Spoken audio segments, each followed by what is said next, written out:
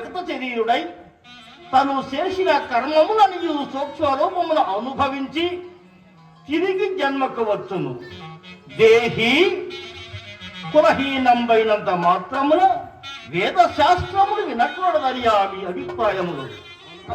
కుమారులారా, మున్ను యుగములన వ్యాస, వశిష్ఠ, వాల్మీకి, నారద, గౌతమ, ఋష్యశృంగు ఇటువంటి మహానుభావులంతా ఏ కులమున జనించిరో, ఏ తీరుగా తపోపలంబుగా విచ్చిరో మీరు విరుంగరు.